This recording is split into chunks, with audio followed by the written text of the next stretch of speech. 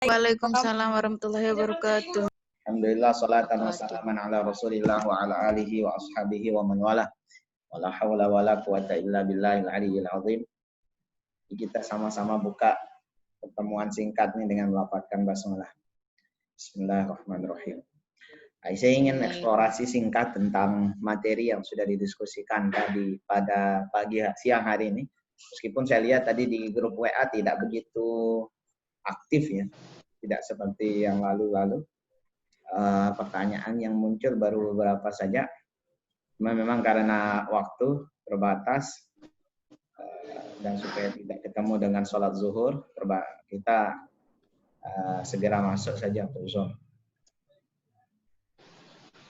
Baik.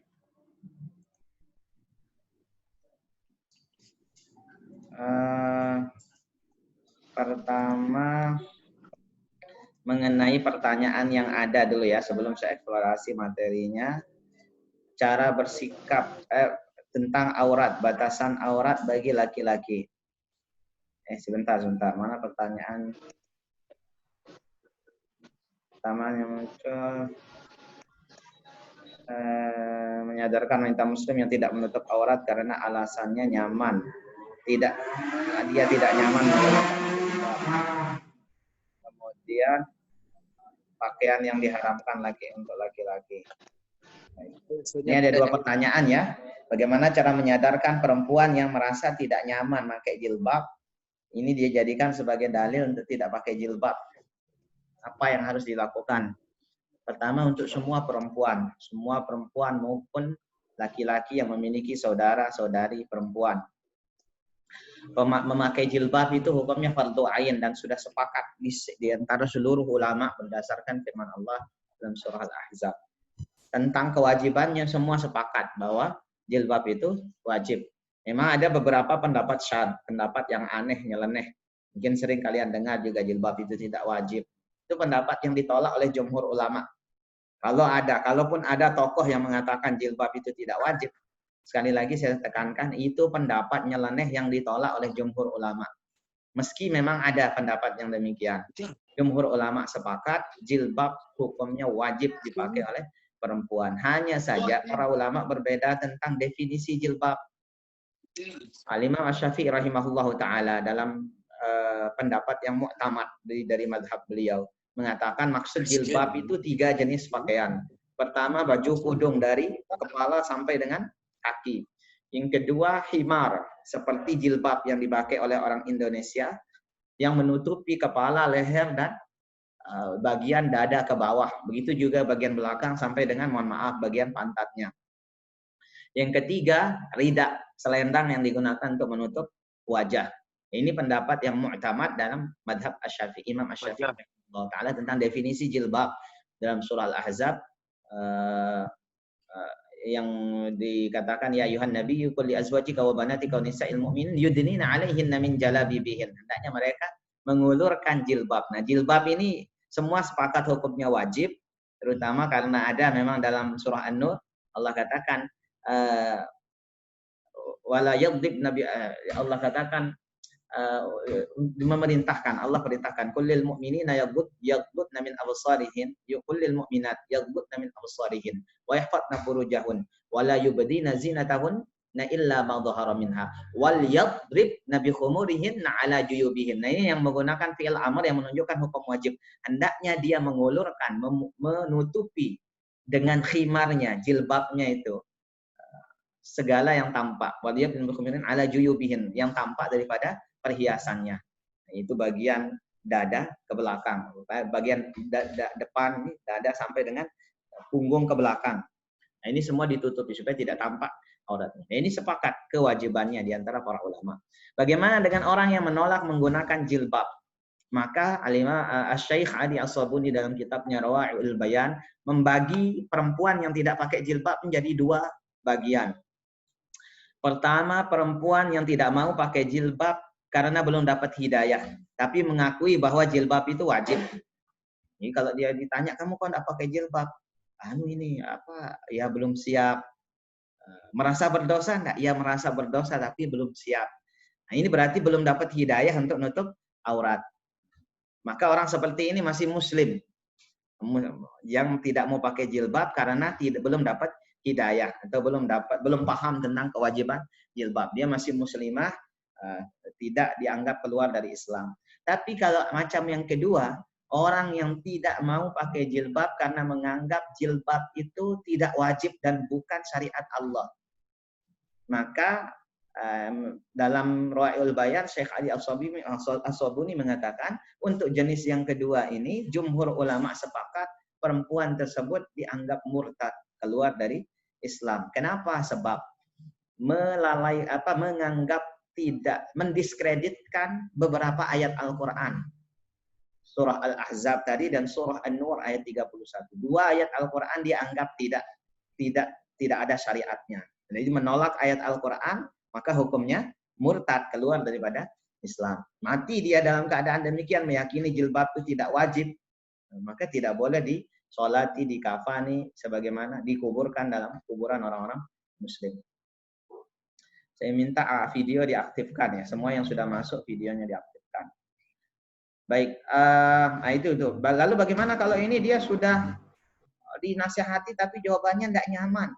Pakai jilbab, ya wajib sih, tetapi gimana ya tidak nyaman? Nah, berarti dia muslim, masih muslim, hanya saja belum dapat hidayah. Maka apa yang disampaikan? Kalau kamu sekedar sahabat saja, sampaikan nasihat sudah cukup, sudah selesai. Apa nasihatmu? Qul naru jahannam asyaddu harra. Katakanlah kepadanya bahwa api neraka itu jauh lebih menggerahkan daripada gerahnya jilbab, jauh lebih panas daripada jilbab. Kadang ada perempuan yang tidak mau pakai jilbab, alasannya panas, gerah, macam-macam. Dan ini perkataan yang biasa diungkapkan oleh orang-orang. Nah, silakan Cut Mutia, suaranya tidak ada. Halo Pak. Kenapa Cut Mutia? Assalamualaikum warahmatullahi wabarakatuh Pak. Salam. Saya bertanya, kalau ada orang. Orangnya kenapa? Kalau ada orang ini nggak pakai jilbab, terus dianya sering sholat 5 waktu, tepat waktu. Kita pakai jilbab tapi tetap sholat 5 waktu. Makanya tadi ya, Pak. Yang tidak pakai jilbab itu dia terbagi dua. Kalau dia keadaannya seperti itu, tidak pakai urusan tutup auratnya, dia belum dapat hidayah. Asal dia masih mengakui, merasa dirinya berdosa kalau tidak pakai jilbab dan mengakui dirinya salah. Kalau dia sudah menentang kewajiban jilbab, nah ini masalah lain. Kalau dia menentang kewajiban jilbab, jatuhnya muslimah golongan yang kedua, tidak berjilbab dan dihukumi kafir. Tapi kalau tidak berjilbab hanya karena belum dapat hidayah, sholatnya tetap bagus, puasa bagus, urusan jilbab ya belum siap dan sebagainya, ini belum dapat hidayah.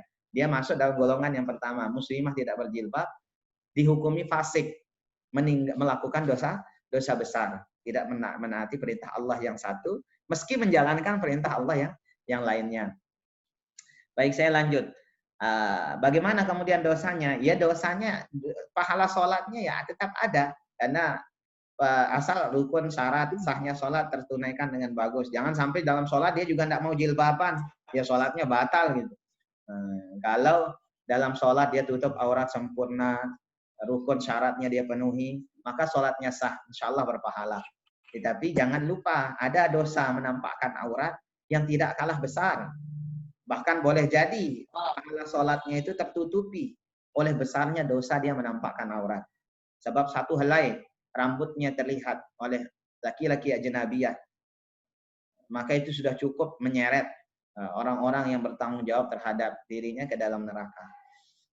Jadi aurat perempuan, rambut perempuan termasuk aurat, disuruh tutup oleh Nabi Sallallahu Alaihi Wasallam. Jadi kalau nasihati, kalau kita sekedar sahabat itu cukup nasihati.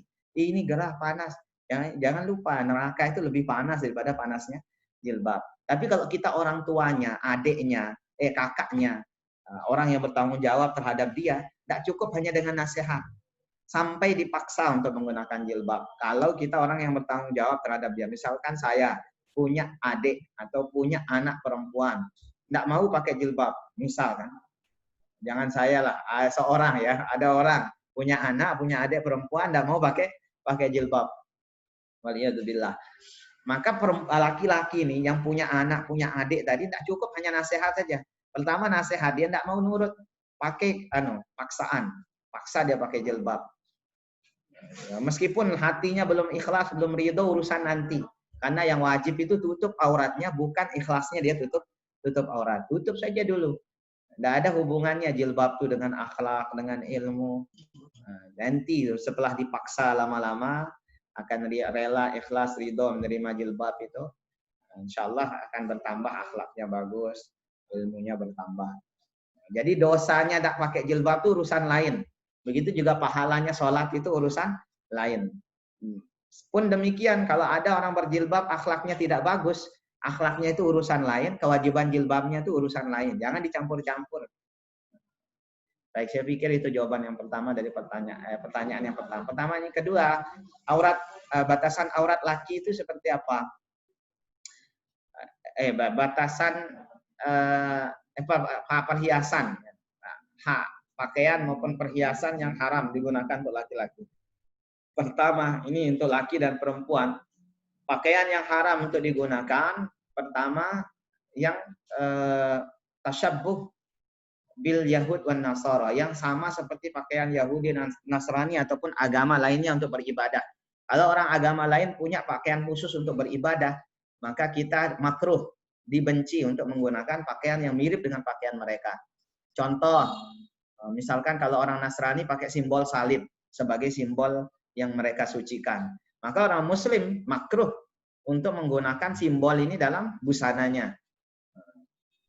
Kemudian yang kedua, pakaian yang menyerupai pakaian lawan jenis. Dia laki-laki tapi pakai pakaian perempuan, perempuan pakai pakaian laki-laki. Nabi katakan, la'anallahu lirajulin yusbihul mar'ah walil mar'ah tusbihur rajul. Allah melaknat laki yang menyerupai perempuan dan perempuan yang menyerupai laki.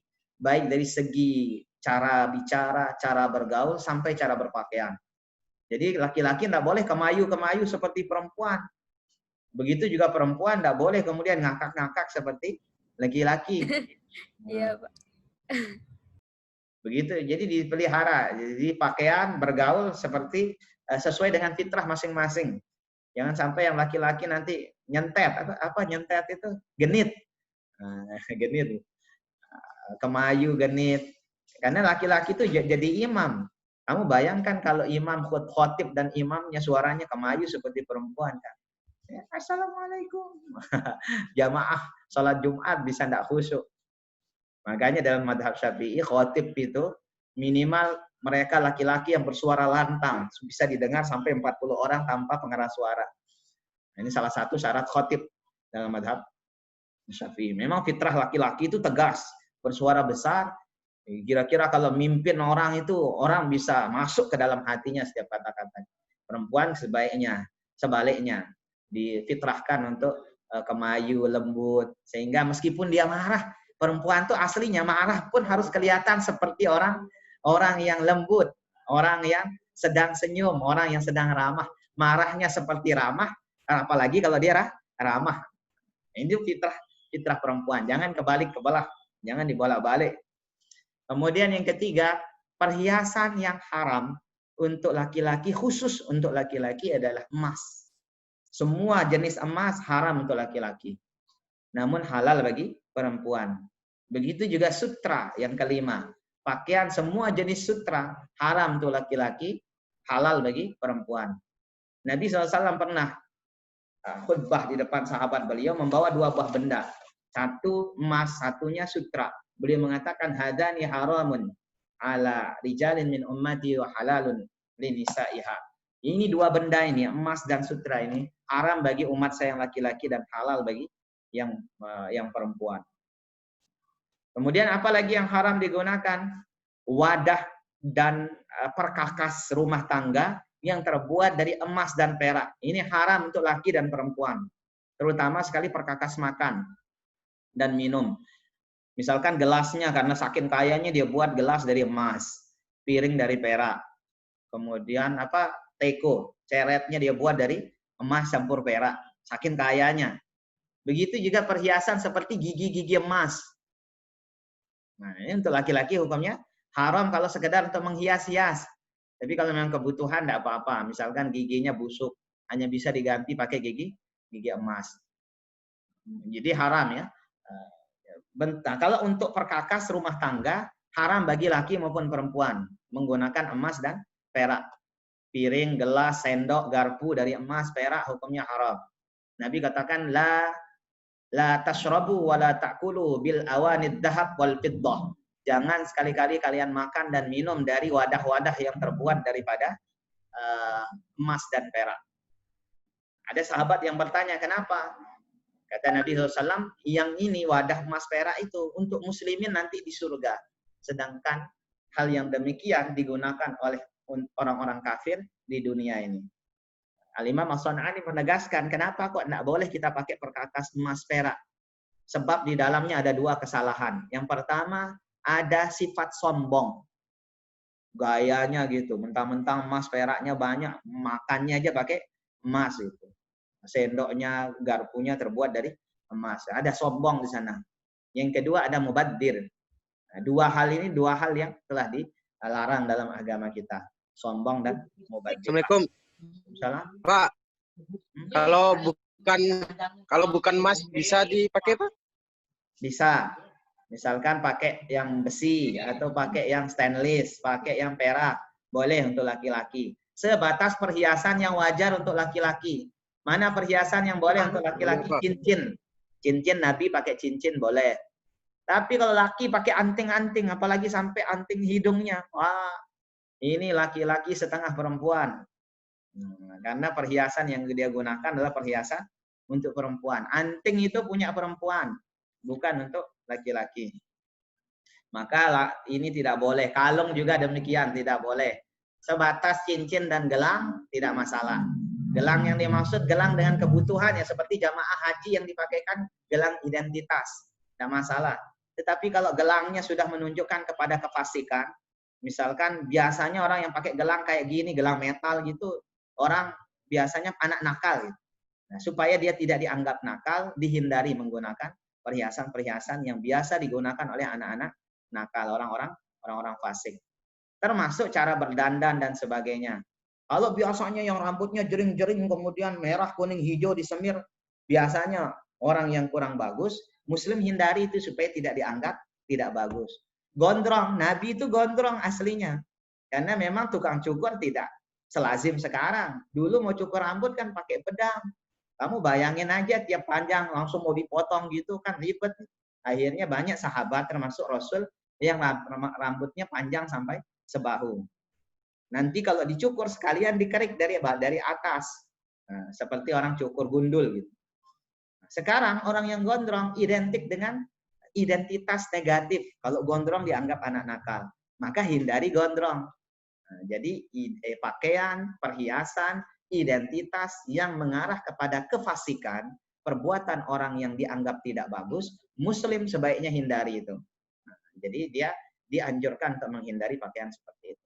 Nah, ini adab berpakaian, busana dan sebagainya yang dari kawan kalian tadi. Sekarang saya ingin sedikit saja menambahkan pedoman pergaulan. Jadi pergaulan secara umum ada beberapa poin ya. Bergaul itu hukum asalnya boleh-boleh saja dengan siapapun ya.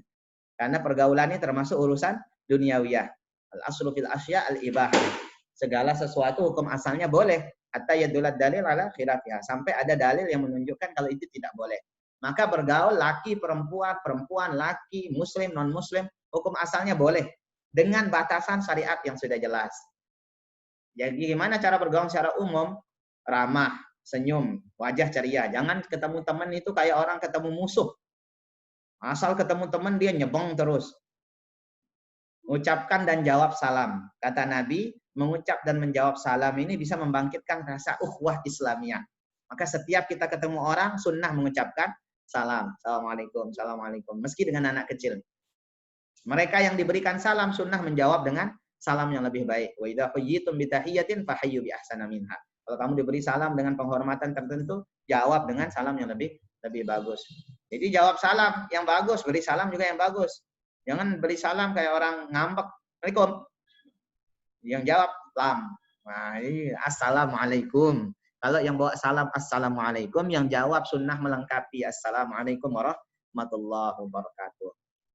Kemudian berjabat tangan bagi sesama jenis mahram. Yang sama jenis atau yang mahram boleh. Ketemu dengan yang sesama jenis laki dengan laki, perempuan dengan perempuan, salaman. Cipika-cipiki itu bagi perempuan wajar. Bagi laki-laki tidak dianjurkan. Sekali lagi, bagi laki-laki tidak dianjurkan kecuali orang yang sudah Kalau lama laki perempuan, Pak. haram. Lain-lain doang. Laki perempuan yang bukan mahram jelas hukumnya haram. Kalau perempuan dengan perempuan ketemu terus cipika-cipiki, enggak apa-apa, enggak masalah. Karena memang tabiat mereka seperti itu. Tapi kalau laki-laki tiap ketemu, assalamualaikum, la haula wala quwata illa billah. Itu enggak disunnahkan. Yang sunnah itu kalau lama berpisah. Pernah dilakukan oleh para sahabat radhiyallahu anhum ajma'in. Setelah lama pergi haji berbulan-bulan, balik saking senangnya ketemu kawannya, dia salam kemudian dia peluk. Nah, ini enggak masalah. Tumben ketemu, jarang atau setelah lama berpisah. Tapi kalau tiap ketemu cipika-cipiki perlu dipertanyakan kejantanannya. Ini betul laki-laki apa bukan? Jangan-jangan bungkusnya laki, casing laki-laki, isinya perempuan itu. Enggak, jangan biasakan cipika-cipiki bagi laki-laki, kecuali tadi perjalanan jauh dan tumben ketemu. Bertegur, sapa dan berbicara hal-hal yang baik. Hadis riwayat Bukhari. Siapa yang mengkana yu'minu billahi wal yawmil akhir falyaqul khairan aw liyasmut. Siapa yang iman pada Allah dan hari akhir, katakan yang baik-baik atau dia diam saja. Jadi termasuk yang dilarang dalam bergaul, ketika bergaul itu ngerumpi yang tidak bagus. Cowok ngumpul dengan cowok yang digibahi tentang gebetan perempuan. Begitu juga perempuan ngumpul dengan perempuan yang dibicarakan laki-laki. Tapi biasanya laki-laki lebih parah kalau sudah ngomong masalah perempuan. Bicara masalah yang porno, yang tidak bagus, yang vulgar itu termasuk hal yang dilarang. Perempuan biasanya lebih kepada gibah, gosip. Siapa di sana yang dia tidak kenal diomongin. Tetangga yang jaraknya 80 km dari rumahnya bisa dia tahu kekurangannya di mana. Nah, ini salah satu sifat buruk perempuan. Maka jangan melakukan ini. Termasuk hal yang haram. Kata para ulama, gibah itu termasuk dosa besar. Kecuali Al-Imam Asy-Syafi'i yang mengatakan gibah itu dosa kecil. Pengikut Imam Asy-Syafi'i, bukan beliau. Dalam kitab Subulus Salam. Kemudian haram hukumnya menghina sesama muslim. Tidak boleh. Menghina orang kafir gimana? Sama, tidak boleh. Kecuali kalau dia menghina agama kita. Agama kita maupun pribadi muslim. Dia hina, maka boleh kita menghina balik. Kemudian haram bermusuhan dan tidak saling menyapa. Selama-lamanya muslim itu saling marah-marahan, paling lama 3 hari. Tidak boleh lebih dari itu. Kamu marah sama temanmu, apalagi sama saudara. Marah. Itu tidak boleh lebih dari 3 hari. Jadi kata Nabi SAW, la yahillu li muslimin. Tidak halal bagi seorang muslim ayyahjura akhihi. Untuk dia tidak menyapa, mencuekkan saudaranya fauqa thalathati ayyam. Di atas 3 hari. Tidak halal, tidak haram. Tidak halal, maksudnya haram. Tidak boleh muslim. Kalau ada orang bertengkar sama kita, kita sudah baik, tapi dia masih aja marah. Mana yang lebih baik? Maka kata Nabi, yang paling utama siapa yang duluan memulai salam. Ada orang musuhin kamu terus-terusan. Kamu yang sudah cuek aja, tetap aja baik. Assalamualaikum, sapa. Karena kata Nabi, sebaik-baiknya orang yang bermusuhan adalah mereka yang memulai mengucapkan salam. Kemudian haram menganiaya, menzalimi, haram caci maki, haram mengadu domba. Baik, saya pikir itu sudah mulai azan. Kemudian saya sampai di sini saja dulu ya. Saya lihat di sini, ini materi terakhir, hidup di kos-kosan. Saya pikir kalian banyak yang hidup di kos-kosan kalau nanti sudah balik ke kampus. Bagaimana cara hidup di kos-kosan? Pertama, cari lingkungan kos syar'i yang bagus, yang tidak ada ikhtilat dan khalwah. Tidak gabung kosnya laki dengan perempuan, sebab potensi maksiatnya besar. Maka kita disuruh untuk menghindari maksiat ini. Pemilik penghuni kos merupakan muslim yang taat. Jangan cari kos di tempat kos yang bapak kosnya belang. Ada orang punya kos, tetapi itu tidak sopan sama anak kosnya. Asal dia mau masuk kamar anak kos, langsung aja buka pintu. Kalau ada kamu temukan bapak kos seperti ini, segera pindah dari kos-kosannya. Karena boleh jadi kita tidak tahu kapan akan ada saatnya dia kemudian melihat aurat kita. Nah, ini tidak bagus. Sebelum terjadi lebih baik pindah. Kemudian yang ketiga, ada fasilitas atau lingkungannya mendukung untuk terlaksananya ibadah. Nah, dalam kaidah usul dikatakan amru bisyai'in amru biwasailihi. Ketika Allah perintahkan sesuatu sama dengan memerintahkan wasilah atau perantara untuk menunaikan kewajiban tersebut. Yang kedua, tidak boleh membawa teman lawan jenis ke dalam kamar kos. Ini terkait dengan larangan khalwah. Meski alasannya untuk sholat berjamaah. Mau datang pacarnya, partner maksiat, yuk kita sholat zuhur bareng. Hai gayanya. Mau sholat zuhur berjamaah. Maka kata para ulama, sholat antara lawan jenis ajnabiyah di ruangan tertutup hukumnya haram. Tidak boleh. Laki perempuan sholat dalam ruangan tertutup berdua-duaan. Tidak boleh. Kalau di musola ya biasa saja. Meski tidak kenal imamnya boleh kita bermakmum. Tapi kalau di kosmu, kamu ajak temanmu berdua dalam kamar kos, alasannya sholat sekalipun, tidak boleh, haram. Asal hukum khalwah itu haram. Nanti setelah salam dia salaman, cipika, cipiki, lain-lain kan ceritanya. Nah, maka hukumnya haram. Ini yang dijaga, khalwah. Yang ketiga, menjaga ketentraman tetangga lingkungan kos. Jangan gitaran, jangan cerewet, jangan ngakak di waktu orang istirahat. Lihat-lihat waktu kapan mainnya. Yang keempat, menjaga prinsip ukhuwah Islamiyah. Ta'aruf, tafahum, ta'awun, dan takaful. Saling mengenal, saling memahami, saling menolong, dan saling meringankan beban antara sesama penghuni kos. Baik, saya pikir itu cukuplah untuk pedoman pergaulan muda-mudi. Mudah-mudahan yang kita diskusikan, saya tambahkan tadi bisa bermanfaat. Akhlak itu yang paling penting bukan teori ya, tetapi pengamalannya di dalam kehidupan sehari-hari. Maka mudah-mudahan bisa diamalkan. Dan jangan lupa ada tugas video praktek akhlak yang harus kalian kumpulkan sebelum puas. Mari kita tutup, sudah ada, kita tutup perkuliahan kita dengan sama-sama melafadzkan hamdalah dan tasbih kepada majelis. Alhamdulillah, subhanakallahumma bihamdik, asyhadu an la ilaha illa anta, astaghfiruka wa atubu ilaik. Jika ada pertanyaan boleh lewat grup. Assalamualaikum warahmatullahi wabarakatuh.